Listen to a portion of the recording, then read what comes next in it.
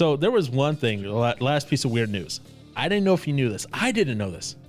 Back in 2017, Gatorade was banned and fined $300,000 for bad mouthing water in a video game. Toy Story? Gatorade. Toy Story? Toy Story? It shows you how much I can pay attention at times. I think we're all guilty of that at times. I suppose. You just happen to be caught a little more often because if I notice it, guess what? I will be like, ooh, advantage time. Catching Aaron off guard. Yep. Oh, man. Oh, Aaron. Welcome to another episode of Use the Words Podcast. As you heard already, there's Mr. Aaron Johnson, and we got Mr. Josh Brewer here as well. Because, well, Josh just loves to be here, and we're glad to have him here. And he purchased something online. We don't know what. It wasn't a Pornhub subscription. No. No, it wasn't. Josh is a good boy. But we got Mr. Brewer with us again, and he's happy to talk, and he is happy to disagree, and that is fine.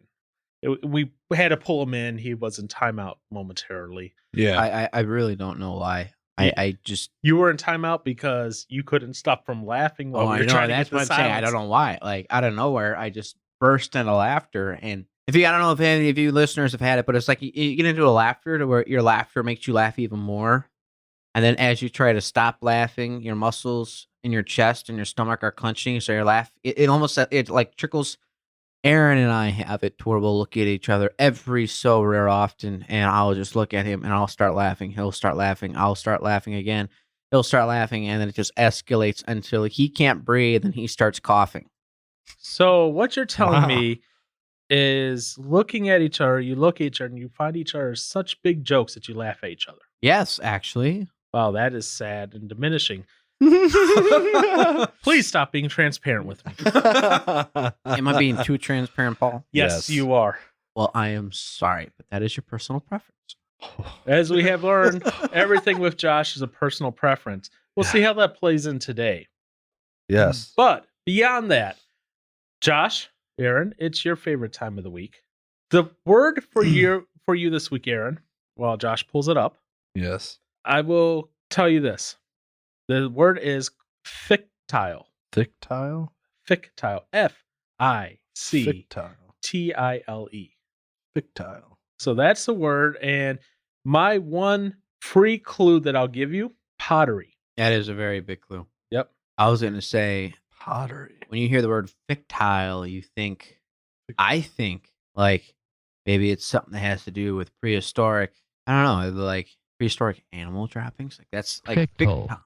Fictile. Oh, fictile. Fictile. Okay, never mind. I take that back. Never mind. It's just how it's spelled. And I'm horrible with English, so. But like I said, my one clue I'll give is pottery. And then when you hear the timer go, you will have a minute to get Johnson to define what fictile is. Fictile is. So on your marks, in 3, 2. So, God said he made us out of what? Dirt. Okay.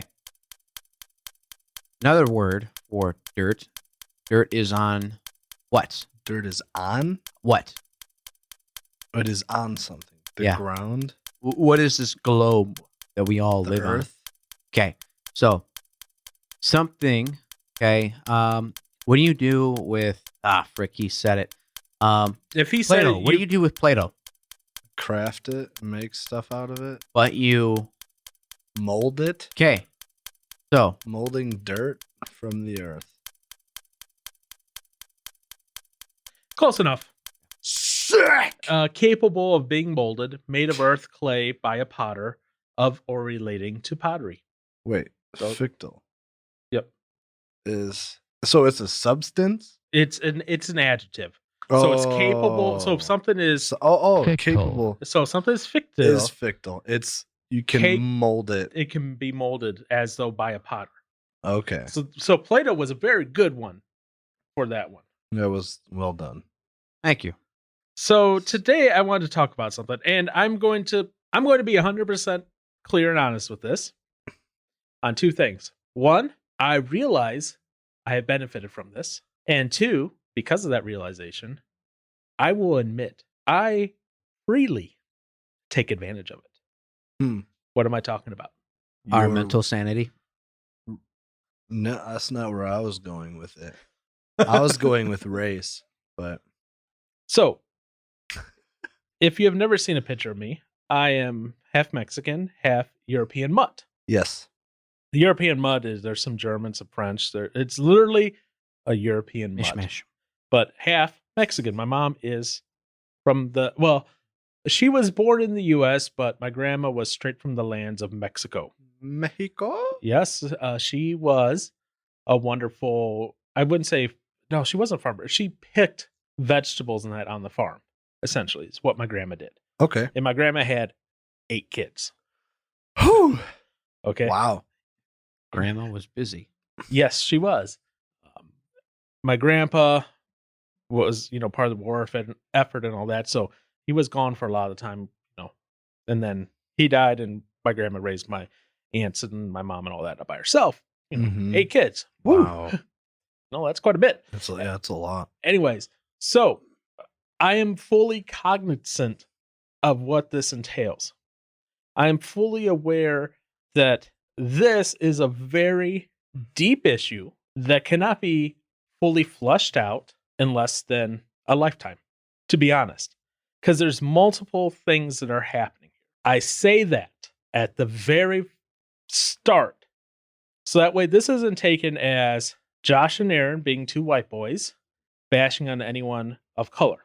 Nope. And this isn't anything like that. This isn't meant to be a manifesto of racism or anything like that. This is a conversation on, has affirmative action actually been detrimental in some ways, especially right now. I'm not talking about in the past where it came from and that. I'm talking about right now, is affirmative action being used detrimental as a kind of a reverse racism almost. What are the pros and cons about that, and also, is it better to be known by your merit, or is it better to be known by how much melanin you have in your skin? Because let's be honest here. Skin color really comes down to how much melanin you have in your skin. When I go out in the sun, I darken up relatively fast compared to the white boys here. True.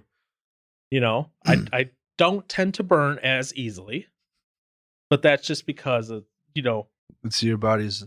It's my body's adaptation to where my ancestry comes from. Yep. Mexico is not the frozen South. It is a blazing hot place. And look, you go south in Mexico, you get closer and closer and closer to what? Oh, the equator. Which sun hits well. Yes, the sun hits a lot of. Yes.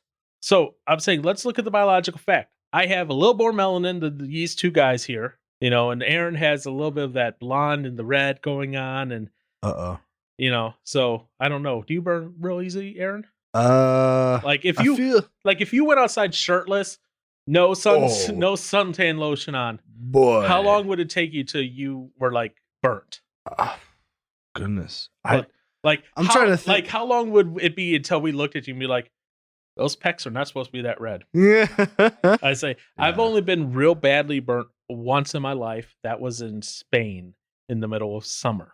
Southern part of Spain in the middle of summer. Oh, wow. But for me, I mean, if I went shirtless, yeah, oof, this would probably not do well that long. What's this? My body. Your body, your chest and stomach area. Because that don't see the light of day. Okay, but okay. Let's say let's say your arm was detachable. Okay. Oh. How if we could detach your arm, the part that sees the sun often. Yes. And just lay in a tanning bed or lay it outside on a nice summer day, how long until that burnt? Obviously we'd reattach the arm afterwards so you can enjoy the pleasure of the burn. Oh, okay. Yeah. You're not a Bernie supporter. You're not feeling the burn that way. Feeling the burn. Man, that's a really. because I feel like I feel like the only way I can sort of answer this is from being out in the motorcycle rides. Like I've done Okay. hour-long rides on the motorcycle where I don't have, where my arms are fully exposed, and normally after that I'm still fine. So it's not okay. So yeah. you're kissed by the sun and you're instantly Yes. red. No. Okay. Brewer, how about you? How long can you be out before you feel like a lobster from Maine? I think for me, it depends on when. Like do you if mean? Middle of the summer, noonday sun. Hot day. middle of the summer, I've been exposed to the sun already, and I go out with no sunscreen. I think I'd be red, but I don't think I'd be burnt. Okay. Because I think my skin. Now this is just me noticing. I think that as if I go little by little, by halfway through the summer, I can pretty much be fine outside. What if Bill and Ted appeared right here, picked you up in their phone booth, and took you straight to the middle of summer from right now? Right now. I'd burn. Like how long? quickly? I'd say probably. I mean, if I'm out in the morning, they kick you out. They kick you out of your out of the phone booth, and you have to use the towel to wrap around your hair because you're in the middle of the desert. I say I could be burnt within 7 hours. 7 hours. Wow.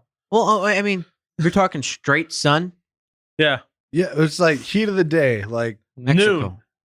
Yeah, I think it'd take me about maybe 5 hours. before you're like burnt. Burnt. Oh, we're gonna test this. Like red. I'd start to redden up in an hour and a half, 2 hours, but to the point to where it's like hour and a half, 2 hours. That's way different from 5 hours. But no, that's just like starting to see a little red. Okay. I asked. We'll test this. Yeah, we'll have to test this. We'll try to give I Josh asked cancer. this again. I'm not being when I refer to you two as the little white boys of the podcast. I'm not being racist. I'm being facetious on all this. Because Racist. yes, there we go. Go ahead, Brewer. Say it. Say the word. It's the one time I can say it. Oh my gosh. Yes, because we stopped Brewer from ever calling anyone else racist ever. Facts. Facts, yes. Anyways, so I brought this idea to them. I wasn't exactly how sure everyone was for this, but I was like, well, let's do it. And we'll see what happens. So what we're going to be talking about, in case you haven't picked up here a little bit, is kind of affirmative action in that, like I said, how, and I will admit, at the start, it was used to try to balance what happened in the past in America. Let's not try to hide the fact America used to be very racist. It was messed up. Owning slaves and that. Okay, that none of that is good. No. So I guess my question is, have we overcorrected for that? Have we overcorrected to the fact that where people are based on how much melanin are in their skin over their merit? That's my question. Yeah. And I point to, who was a very famous leader in the movement for equal rights? Who was a few? There were a few, but who's the one that we kind of they just celebrated? We just celebrated, I believe, his birthday or something like that recently. Martin Luther King Jr. Yes. Civil rights activist.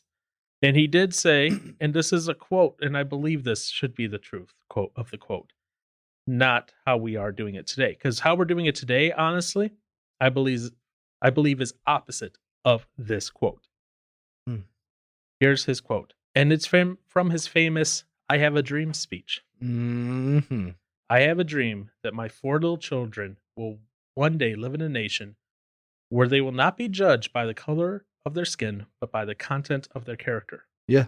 Where I see affirmative action causing issues is that they are basing various things on the color of the skin and then turning around and saying, oh no, we're not doing it based on your race. We're doing it based on your socioeconomic status, which and then is tying a particular race to a socioeconomic status, which drives me nuts on multiple levels.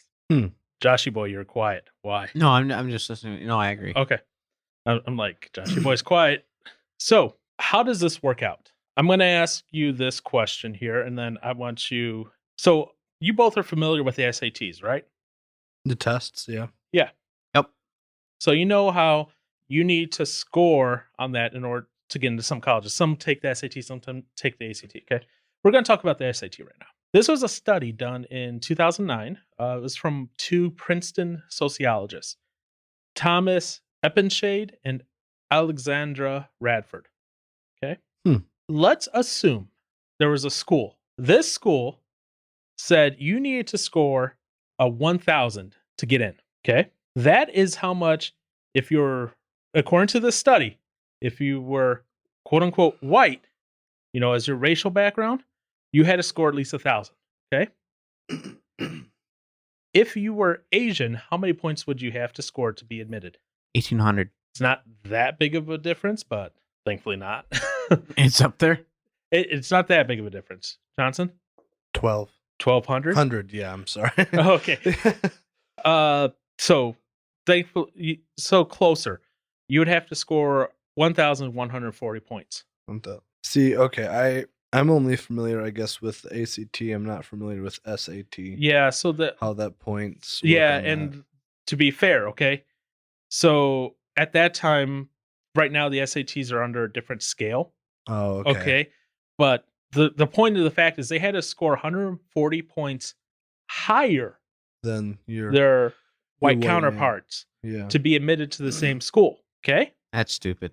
Now, no. Here's where we go even more fun. Me, as a Hispanic person, since I mark Hispanic on the chart, still same standard, 1,000 minimum to get in if you're white. What would I have to score to get in? Take this with a grain of salt, Paul. No. 750. Johnson? So you're saying he has to score less to be able to get in, correct? That's what he said. So what would I have to score as a Hispanic person to get in to this mythical college? So I guess I'm trying to think, are they trying to make, is this from back then or is this current? You said what we This was the study at 2009. 2009. Yeah. Yep. 850. You're really close. 870. I was gonna say 875, but I didn't. Okay. Dang. Now you take that same mythical college again. As soon as you say these words, everything starts sounding racist. It's not intended to be racist. But if you take a person who is black, what would they have to score? Brewer? If they what? What person, what would they have to score? Get into the same college. 750? That's what I was gonna say. 690. 690. Wow. So they're making it easier for them to get in, but then harder for the Asians to get in. Right. And it actually, so recently in the last couple of years, now they lost. I'll spoiler alert, they lost. There were a bunch of Asians who actually sued Harvard, saying that they had to score almost perfectly on their tests in order to get enrolled, while others of other minority racial groups didn't have to score as well and then were admitted. Yeah. So there is, now they did lose the Supreme Court, and that said, you know what, we're not going to consider this as a racial thing. So just making sure that that's out there. They won that. Well, they lost that. The college won that for the right to be able to continue to use affirmative action to do all their.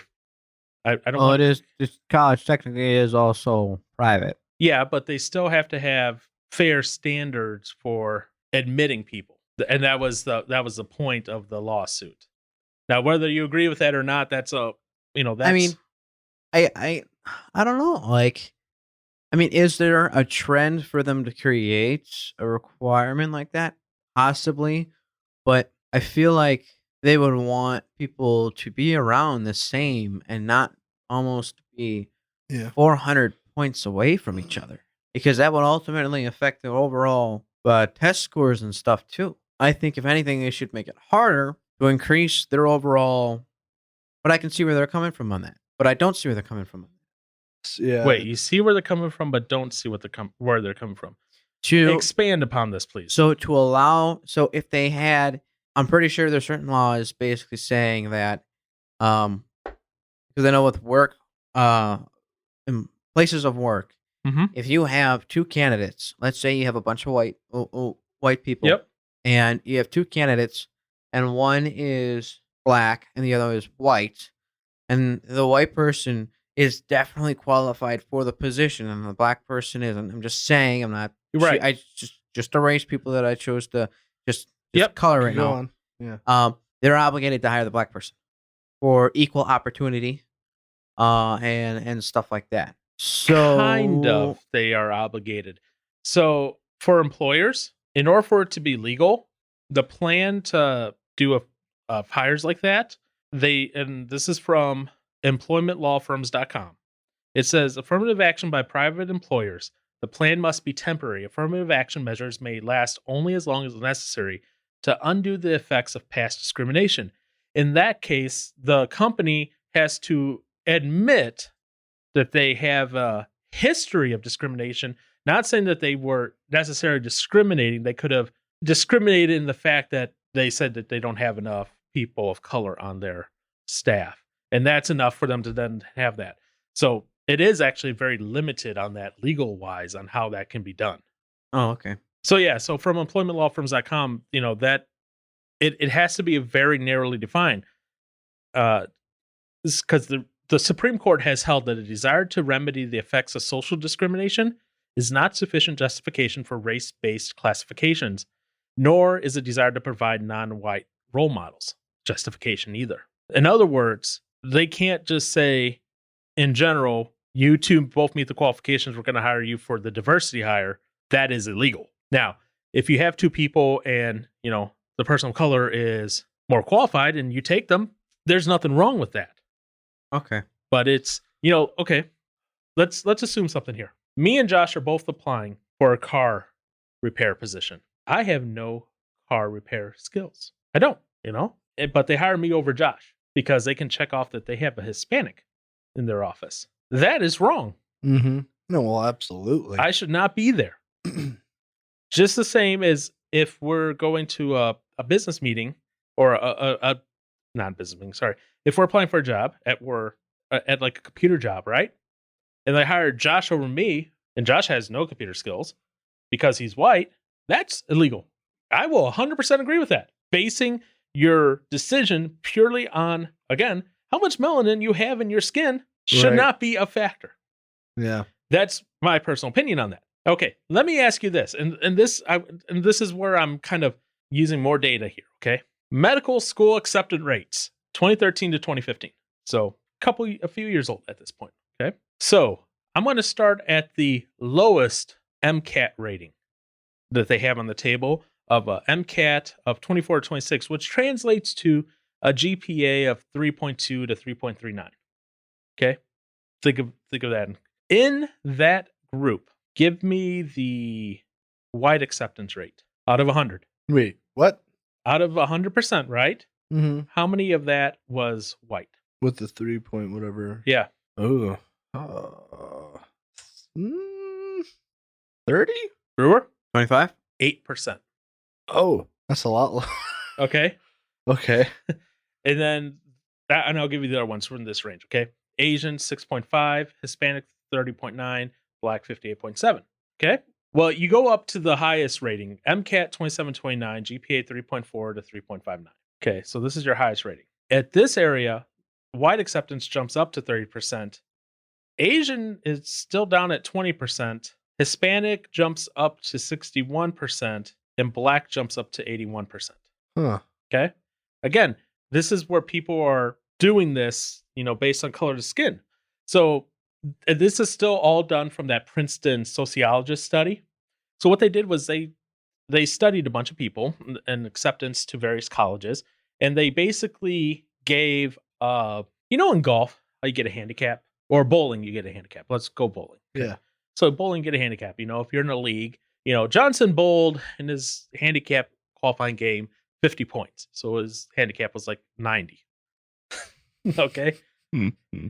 That's because Johnson's just a horrible bowler. Yep. Brewer goes and he bowls a 200. So his handicap is 0. Yeah. Okay. Now you go to qualify for, a tournament. You have a great day, but you're still getting that 90 points. Josh has a horrible day and he still gets the 0 points. Or actually, he may be so good they're giving him negative 50. You know, yeah. Why is that why are you being chosen for the tournament over Joshy boy? Because I'm getting that handicap. And that's what they found in this study.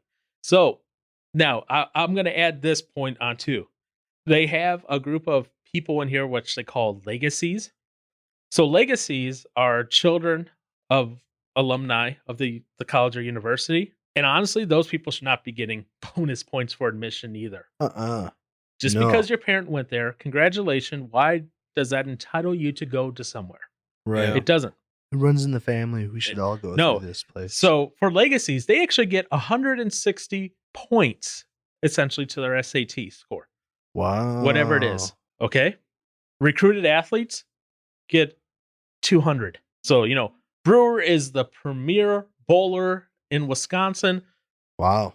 The University of Idaho seeks him out, tells them, we're going to give you full ride scholarship. Come bowl for us. Wow. They're recruiting him, so they'll give you 200 points. Okay. Asians. Want to guess what their modifier is?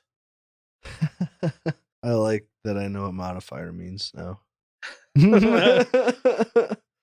want to guess? Nah, geez. Josh, you guess first. 200. That's their modifier plus 200. Because he just said that was for the athletes. Yeah. Well, recruited athletes was 200. I'm going to say 200. No. 20. Okay. That was a big jump. Johnson? 75. I don't know. Negative 50. Well, wait, what? Wow. Again, this is part of that lawsuit that they lost, that they filed against Harvard. So in essence, what they're doing, and this, if you're paying attention to the numbers earlier, remember I asked you what your score had to be? Yeah. So they have to score 50 points more than your average white guy. That's so stupid. Who is non-recruited athlete, non-legacy student. They get 0 bonus points. They just sit out here and I'm 0. I'm 0. Okay. Hispanics get 185 bonus points to their SAT. And essentially almost a recruited athlete level and higher than a legacy. So could you imagine if you're a Hispanic legacy that's also a recruited athlete? Shooting up the roof. Yeah, exactly. That's a lot. And then blacks, 230. Just out of the box. Yeah.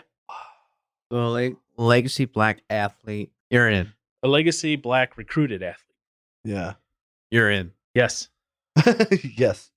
I guess, yeah, this all doesn't make sense to me. I guess I feel like depending on the school, I get the having the different requirements, I guess, but I don't. As I say, so you get having different requirements for different racial backgrounds? Like, I get why they're doing it. Okay, why are they doing it? So they could have the diverse, group, and so they're not discriminatory against race kind of thing, would be my guess. Now, I will agree. A diverse community is great. It is. I will not. I'm not saying make these white only or anything like that. No. Do not misconstrue that. That's awful. Diversity is great. Yes. But because each race, do have a different cultural background to a point. So they all have their different things about them, but making it so much easier for one than the other is just kind of ruining the whole thing. Let me ask you this question. Brewer, I want you to answer this one first. The big argument for affirmative action, especially in school admittance and that, is okay, what we're doing is we're admitting more people from the black community because they grew up in poor socioeconomic status. They didn't have the ability to get the additional private tutoring that the white people got or that the Asians got. They didn't have all the money to do the various things a white kid who comes from a family makes over 200,000, they'll score this many points higher on the SAT than a black kid whose parents make 20,000. And okay, you're making that as you're conflating the socioeconomic with racial. My thing then is, what if you have an Asian family that grows up in that same socioeconomic status as that black family, but yet because they are Asian, they are way less likely to get accepted to university just because they're Asian. Yeah, that's frustrating. Brewer, thoughts? Yeah, I don't agree with that. Cool. Anything else? I mean, it's unfair because you don't necessarily know everything. I mean, I think it's unfair because you're doing it based on the color of someone's skin, right? That's A, why I think it's unfair. B, you don't know their situation prior to coming. You know, I mean, you really don't. I mean, if someone's parents can make over $200,000, but their parents could treat them like crap. Their parents could not spend a dime on them. They could have to work to feed and clothe themselves. I mean, we don't know, and most people will not tell you their situations because they don't want you to know. So I think it's unfair that that's the situation, especially if you have negative points, which makes it even harder. Right. It's kind of an unfair advantage for me, but because like listening to that the little bit of that video with, what was it, Crowder or whatever? Yeah. Now, granted, like colleges, I guess, can't really do this unless, I don't know. I've never really done much for college, so I don't know. Or at least tried to get into anywhere like, fancy, I guess. But it's like the idea of having something to show for what you've done. Like, you might not be as smart as this other person trying to get in there, but depending on what you've been given through your life and what you decide to make out of it should be a big, like, I guess, helping factor to whether you'd let somebody get into this school or whatever it is, job, whatever. Because it's like, if you're making the most of what you've been given and you have that drive to succeed, that is a promising thing to look at, I guess. Versus you could have like the rich, spoiled kid that, mom and dad can just help pay for and get you into this whatever school or whatnot, and then just treat it like trash and not appreciate what you're being given, kind of thing. That's two extremes, I guess. But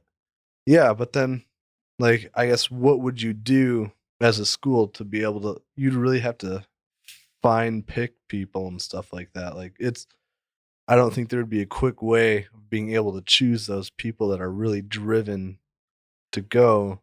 Well, yeah, to a point. Because I know, like, there's the whole, like, you have to make an essay or whatever of why you want to go here, and you can give a little backstory about your life, and then, I mean, well, there's multiple things a college and university can look at. So, or a resume if you have one. Yeah, so they could look, at what has been your academic performance. Okay, now just because you come from a potentially poorer neighborhood does not mean you're not going to be as smart. Yeah. Now, okay, maybe you look at someone and you're like, okay, based on the fact that they essentially had no school, but yet they still managed to eke out a 3.0. This means they're a hard worker. Yeah, that's valuable. The hard worker is going to do well in college if we give them a shot. Don't care what their skin color is. I don't care what their last name is. And they point to that as well, as they say, well, if a person has a white name, they're going to be more successful in an interview. Well, what's a white name these days? Aaron Johnson. Actually, you can't get much more whiter than that. Well, I mean, you do have traditional names that are associated with white. Paul DeWhite. But I think what someone would pronounce as white is the A's to pronounce it. But so here's the deal. So the study that they're quoting essentially is you take two names, put them on a resume, put them in front of someone to screen to hire to give an interview to a job, and they say that what the study showed is, and I don't know how old the study is, it's their claim is that someone with a white name will get a call for an interview before someone with a colored name. This is how they put it in their study. Yeah. See, if you can, I guess, give someone that as a test, like, you choose who you're going to hire based on these two names. If you answer that at all, that's stupid. But yeah, that's always the fun. That anytime that comes up, people are like, "Well, this is," and I'm like, "Calm down. Let's look at what this person actually has done and why I picked them to call them in for an interview. I was like, I know nothing about this. I didn't even search for them online. I look at the thing. I don't even look at the name. No. I look at what have they done? Mm-hmm. What are their qualifications? What are their skill sets? And then let's pick the best. Yep. I'm not going to pick Josh just because he keeps his hair short all the time. Now, depending on your job, I mean, it would be good to be nice, clean cut, tidy person at times, especially in the food industry. Food, well, yeah, and that's all. Food and machinery. I said that's all regulated. So yes, yeah. So again, I look at it as this: that I look at what you can do, and then based on what you can do, that determines where you get a call for an interview or not, and then based on that, we'll go from there. Now, that brings up another fun, interesting fact. I didn't know if you knew this, Mr. Brewer. Did you know that saying that you're blind to the race of someone is racist? This is according to an article from The Atlantic. It says colorblindness is counterproductive. Now, they're not talking about colorblindness like you can't see yellows. They're talking about, I can't see that you're white. Therefore, that is counterproductive. I am ignoring the potential racial discrimination you have faced in the past, or that your race has faced in the past. Therefore, I am not acknowledging your limitations. Therefore, I'm being racist. What is your reaction? It's so pathetic. See, this is what I don't get. Is we want to get away. People say, "Oh, there's still racism in the U.S. Oh, we need to get away from the inequality." We are probably in a better spot today than we've ever been in this country when it comes to equality. Why do we keep trying to draw up? If everybody says the past does not have good times in American history. I agree with you. Am I for slavery? No. Does my past have slavery in it? Yes. Through my religion. Somebody will have it through the color of their skin. And everybody has it through their region. People would enslave, Middle Easterns, that area around Egypt, would enslave people that looked just like them because they were for what? They were for a different country. They invaded a country and they had enslaved the populace. That was just the thing. This is what I don't get, though. That was just the thing. But when it comes to Christians were enslaved, Muslims would enslave different groups of Muslims. Africans still enslave different tribes in Africa. Everybody has been enslaved at one point in their life. Your region, where you come from, your skin tone, your religious beliefs. Everybody has had some sort of slavery in their past. Or some sort of oppression in their racial history, you could say. Yes. So why do we keep drawing up the blacks in America? And I say this, what confuses me is they say it's a horrible time in history. There are certain places down in the South that they're trying to tear down Confederate statues and stuff like that. And I understand it. It wasn't a good time. It was a very horrible time of our history. Let's not sugarcoat it. It wasn't a very good time. Sounds like, some people had a good time. Well, no. The slave owners had a good time, and that was not good. They profited off of other people's suffering. Yes, let's be honest here with that. But there are still concentration camps that are standing. What's worse than enslaving a race of people is committing mass genocide, exterminating a populace. That's worse than enslaving a group of people. So if we're using, and this is where it confuses me, if we're using the pain of our history to teach us and to help us have a better understanding of our history, to therefore keep it from happening in our future, we should be doing the same. But what we're doing here in America is we're pulling it up and we're trying to push it down. We're trying to hide it. I understand it was not a good time, but by hiding it, we're bringing it up. And we keep referencing the fact of, how do we keep this from happening? But it's hard to describe it. Like you sit there and you see people going, "Oh, hey," I understand where they're coming from with the retributions. There's families that are descendants of blacks would get an extra if their income isn't at a certain point. They would get their income brought to that point, and the taxpayers would pay for it. Everything in this country is paid by taxpayers, so they would get that as a bonus because they, in how they described it, inherently had poverty. Now, one thing I would say is, if blacks get a later start in America than other people just based on their skin tone, yes, Yeah. Equality came later. The money came later. All that came later. But there are plenty of people who came to America with nothing, and they've built enterprises. So they've built farms. So I understand where they're coming from, but I feel like giving things to people and giving in to certain mindsets and thoughts doesn't help them grow. I feel like it just helps them keep in the same spot that they're going, and they don't really get to a higher level in life. And I'm not talking like social or economic. I'm talking about own personal level. I mean, if I'm given let's say, just hypothetically speaking, if I'm given $1,000 a day or $1,000 a month, I'm going to be less inclined to work because why? I'm getting $1,000 free money. So I feel like giving stuff is not going to help it as much as we think it's going to help it. So something you said that made me look this up because I remember I was reading about it, and this is an article from the WashingtonExaminer.com, because you were talking about so you mentioned on something about like race relations or something like that. I don't remember fully off the top of my head. This was an article published by Washington Examiner on January 27th, 2020. Okay. And in this, they released the results of a poll, which is changes in American satisfactions with issues since start of Trump presidency. Now, what's interesting is the state of race relations. Now, you don't have to attribute it to Trump if you're not a Trump supporter.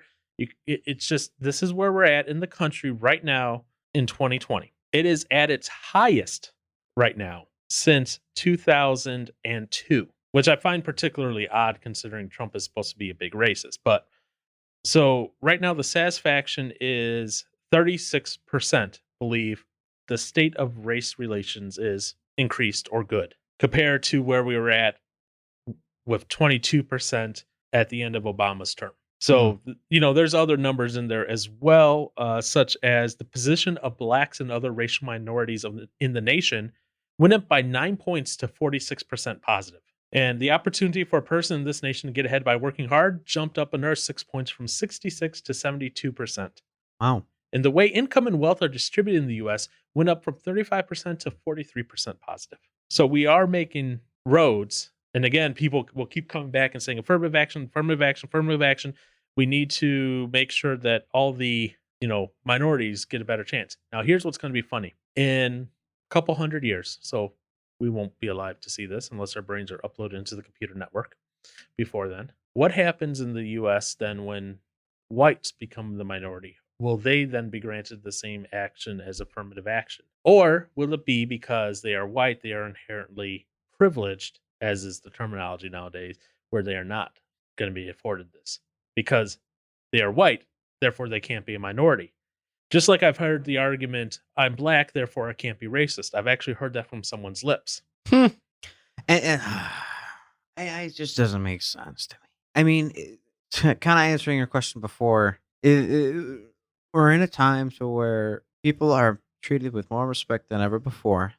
Yeah. But we keep bringing it up, and not bringing it up in a good way, but bringing it up in a negative way.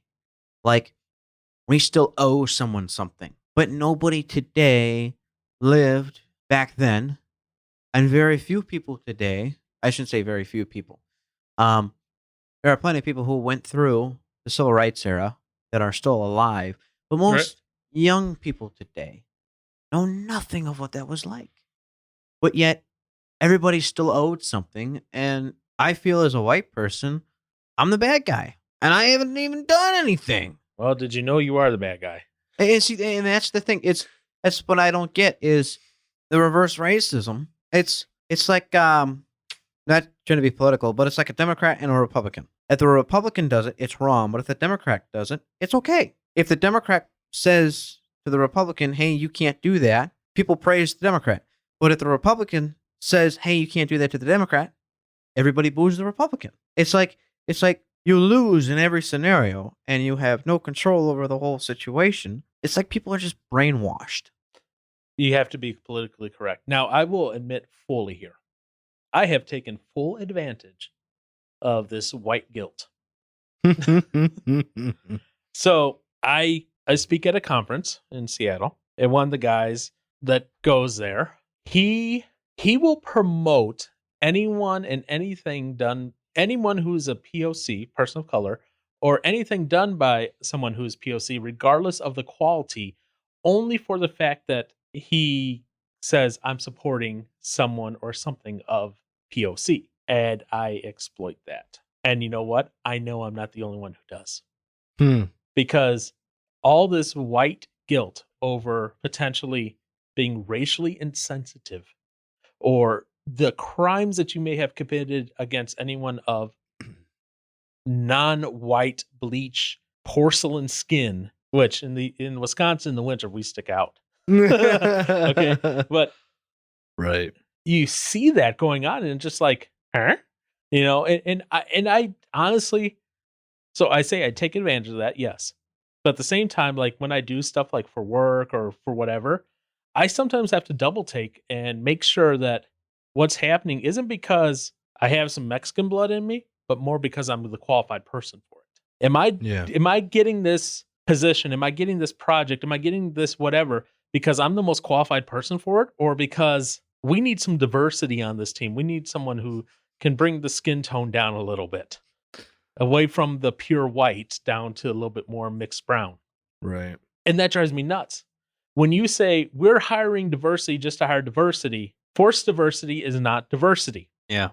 Because here's the problem with forced diversity. If I force you, Aaron, if I force you to add into your rotation of music a certain style of music that maybe you're not a fan of the best. I don't know what style of music. What style of music aren't you a fan of?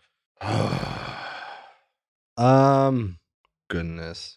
Because you could say mumble rap there. We'll go with that. Mumble rap? What? Yeah. Okay. Mumble rap. So I guess it's a style of rap. So for diversity's sake, Aaron, I'm going to force you to add a few albums of mumble rap into your collection. Nah. What's going to happen when that comes up? Skip.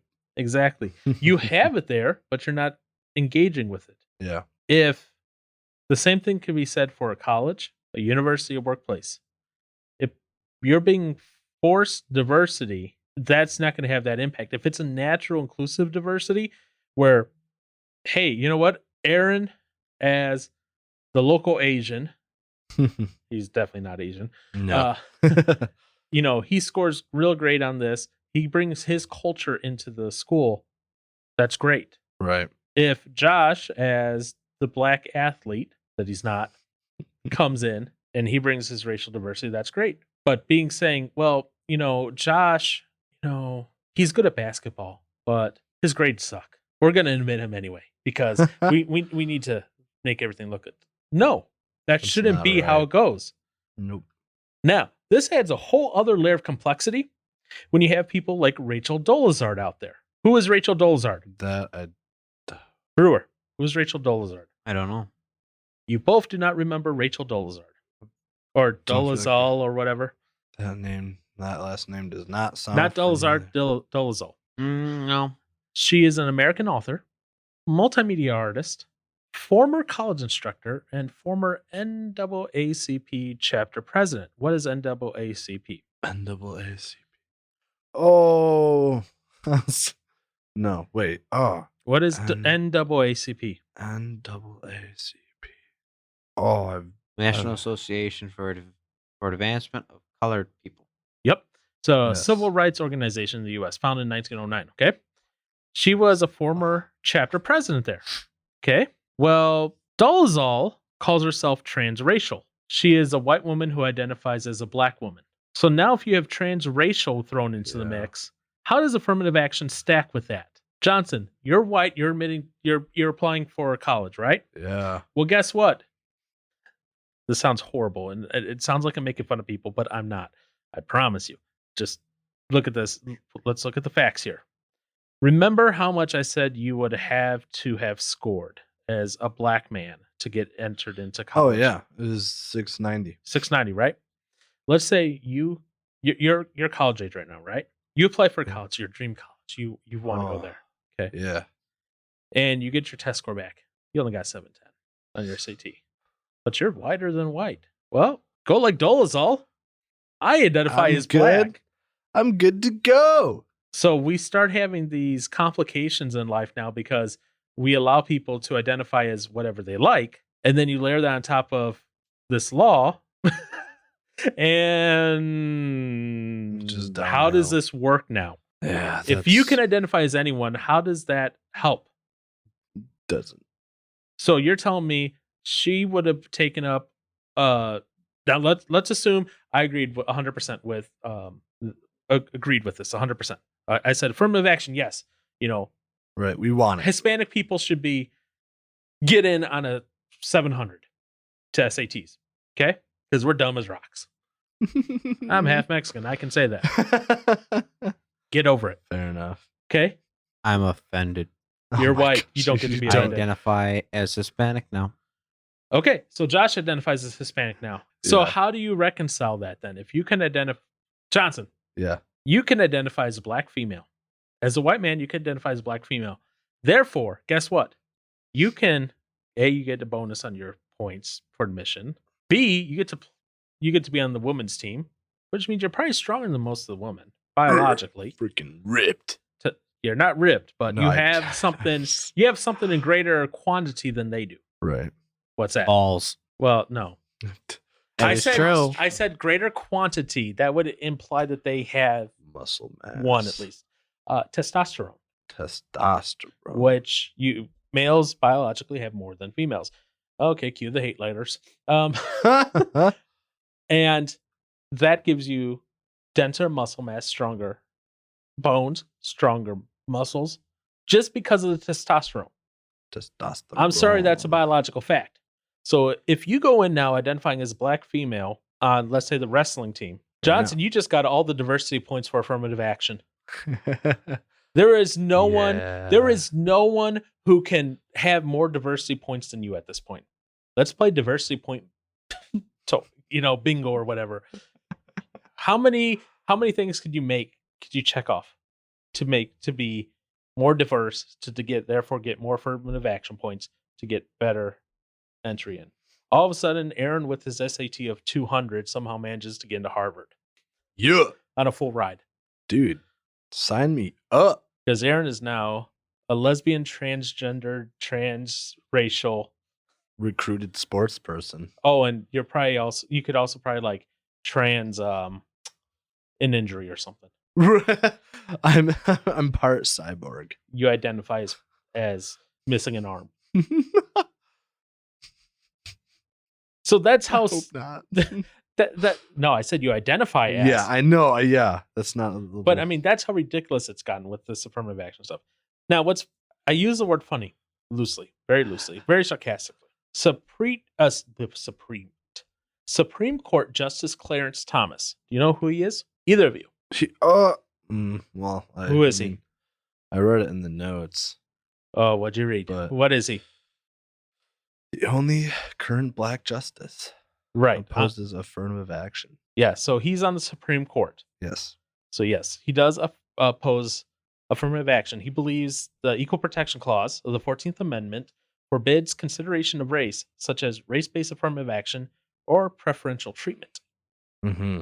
So, and I think he's right here in that he believes it creates a culture of victimization.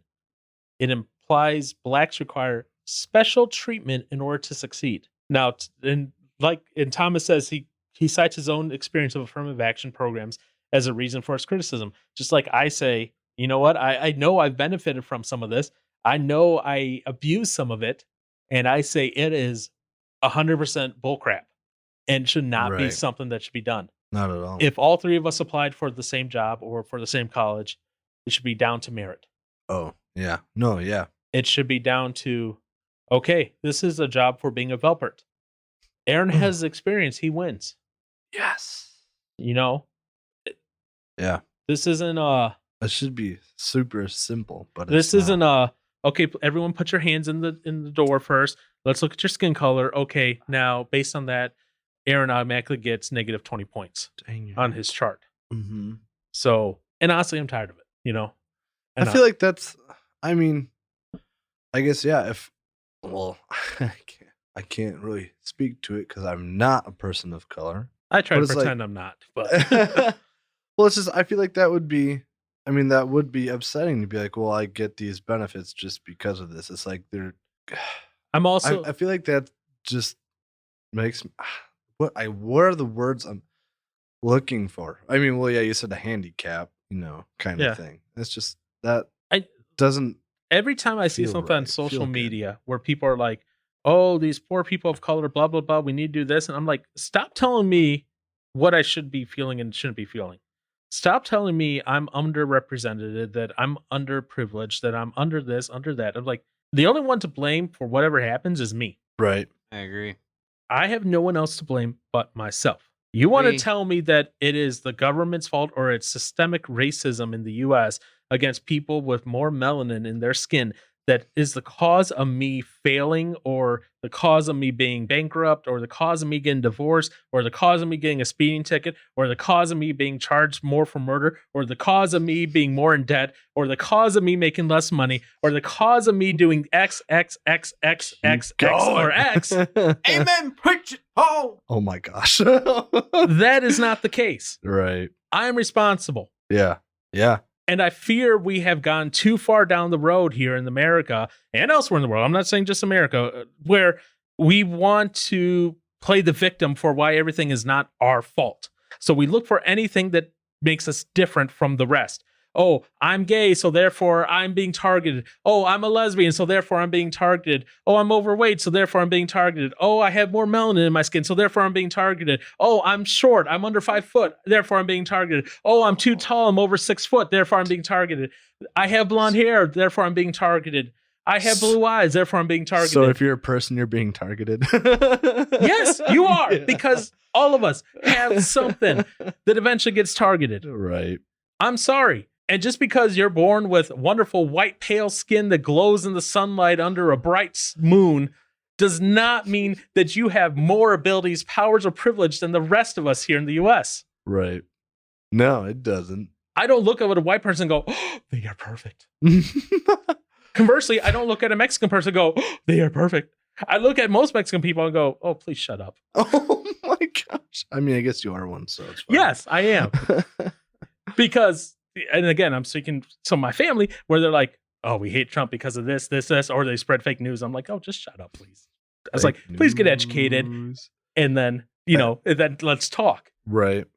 But I'm not going, I see a white person, therefore they must be educated and know what they're talking about. I need to get in good graces with them. They're smart. No, because then there's me. So, I mean, these things are what's going to continue to drive us backwards. Here, as long as we keep defining ourselves by our groups, whether that be political group, a religious group, a racial group, a size group, a height group, X, whatever you group yourself into categorically, if you let that run how you respond to things and how you react to others based on that, we're in for a very sad future. Yeah. As you can tell, I'm a little passionate about the subject. Nah, I didn't know that. I can go further. I completely agree. And the thing that stinks is I can say that and people roll their eyes, but when a minority says it, they're like, okay, hey, maybe we're actually speaking. Yeah. Well, no, but they're willing to listen. Yeah. That's the thing though. And that's the thing that frustrates me is I feel like I have less of an impact because I'm white. I didn't choose to be white. Yeah, so I'm when you fill out that paperwork, you wrote the word or you chose white. You could have chose something else. Okay, I'm sorry. But no, Brewer does make a good point. He is making a point. So you can't listen to me. You can't hear what I say. You view me different because you were born. I was born white. Yeah. I was and that's people are very, very, very, very dumb these days. Very dumb. I mean, I feel like people have always been dumb, but I just it's just different things. It's the wolf. It's the wolf pack mentality. Okay, people will bark, bark, bark, but as soon as there's somebody next to them that has the same idea, if they outnumber someone, they go in and bite.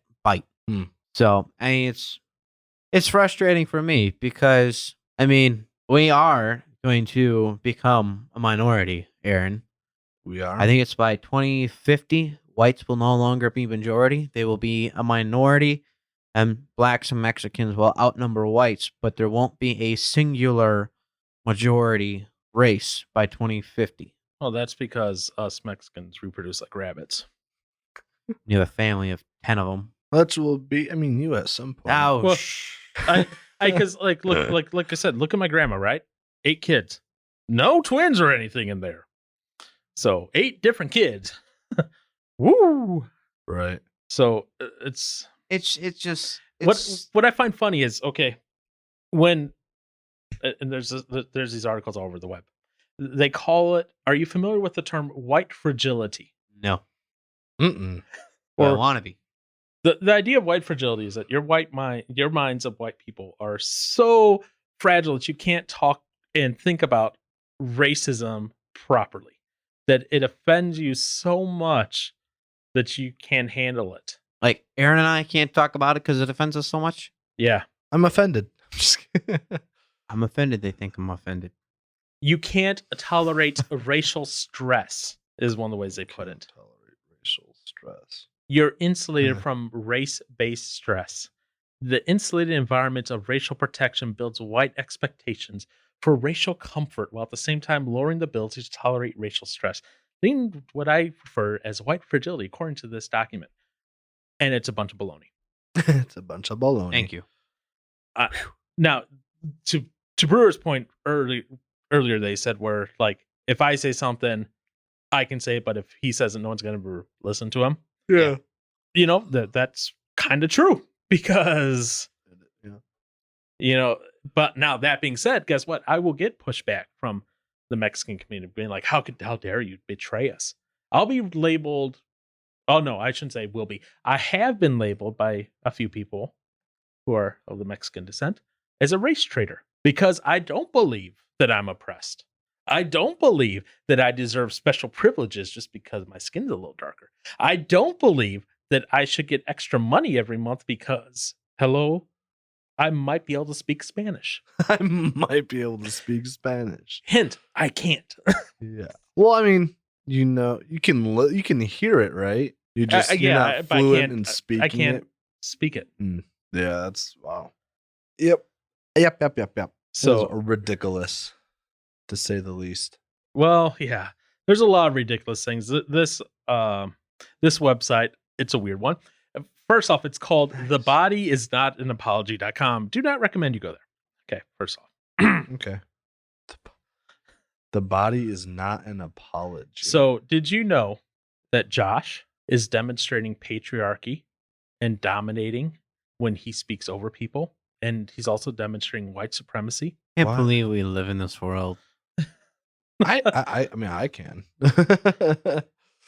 Do I necessarily enjoy that? Sure. I don't know. So it's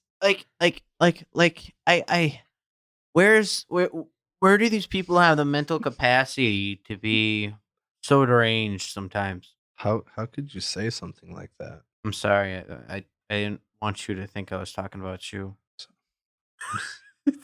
So offended. I mean, I don't know what creates people to say stuff like that or make stuff up like that. Is it because they want to, like, I do know that there are people out there that like to cause issues, that like to cause conflict. They have this.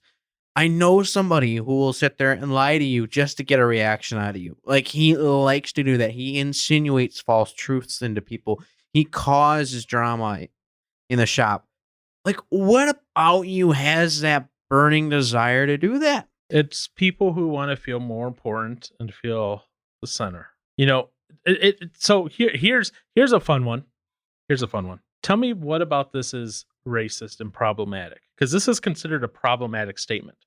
Okay? Racists are a problem. White people aren't. What about that is problematic? Racists are a problem. White people aren't. Oh, okay. What about that is problematic? Racist. Let me guess what the response is. Take a guess. Because white people are racist. Is that what the answer is? The answer is you're not taking into account internal biases and benefits of privilege. Therefore, because you're white, you are racist, and therefore you are a problem. if one of these crazy people get elected and become a dictator, and somehow the U.S. becomes. Are you white-splaining this to me right now? Hey, if somebody like this, you are white-splaining this to me. Stop it, bro. They're gonna genocide us, Stop dude. it. They're gonna genocide white people off the earth. That's a lot of people. Oh well. So yeah, because Brewer was there just explaining it to me in terms of whiteness. That's white-splaining. That's disgusting, Josh. Why can't you just shut your I can't trap? believe that's actually a thing. Why Paul. can't you just shut your trap and just keep to yourself? Because we'll die. Yeah, the death rate is 100%, but we just don't want your opinions or thoughts involved in So anything. you know what a good example that they use about white-splaining is? What? The phrase "all lives matter." All lives matter Instead of Black Lives Matter. Yep. Their argument is because when you say all lives matter, that dismisses the need to protect Black people from a criminal justice system that doesn't value their lives, and you're dismissing a whole movement aimed at just doing that. And they say, right now, we don't need you interrupting to remind us that white people matter too. That's the thing. The only white and black are not the only two races in the world. Believe it or not. I was going to say, at the same time, too, whole Black Lives Matter is built on false accusations made by the media. Pull that aside. Pull that aside, okay? Assume that the phrase is true right now, okay? Okay. But I'm not asking you to like it. I'm just saying, pull that aside for now because we're not going to delve into that argument. But that you pull that into there, and that whole argument all of a sudden becomes over the exact phrasing. They're saying because you're not saying Black lives, you're saying all lives. It's ignoring us, and so therefore you're white-splaining it. We're not important. You're whitewashing it. Hey, that's a good song. Well, whitewashed is a good song. I say white-splaining is a song? No, whitewashed. So yes, I this drives me nuts. Yeah. Thank you. That's just a white person who sees that. Oh, yeah. Well, I don't think it's been only white people that see it.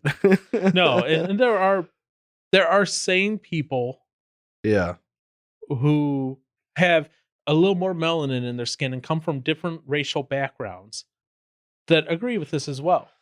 Now we're called racial traitors, and we're told that we don't understand our own race and blah blah blah blah, and we're given the same hate as other people. Like I'll be given the same hate from another Mexican as they would give to a white person. Yeah, because you're not really Mexican anymore. You're a traitor. Yeah. Johnson, any final words? This might get to be a very divisive topic, by the way, but right. Not really. I guess it's just the whole affirmative action thing does not seem to balance out what it, I guess, originally probably was meant for. Right. And I'm not disagreeing that originally it probably had good intentions. Yeah. It's just now it's been turned into a whole different kind of game. Yeah. And especially now in the days of transracial, transgender, transability. It's a mess. Yeah. I mean, everything started out with good intent, but I feel like recently in the last 10, 15 years, everything has gone completely the opposite direction of what it was once created for. I mean, even if we shoot back to one of our original conversations, now this is going back a little bit in time, but Antifa, originally Antifa, not American Antifa, but historically Antifa was I remember this conversation. Anti-fascist, so it went against fascism. But since it's been in America, it's got its own way of doing it, and they're practically fascists themselves. So what you're telling me... Well, I'm just saying everything's taken a 180-degree turn. Yeah. So what you're telling me is the road to hell is paved with good intentions.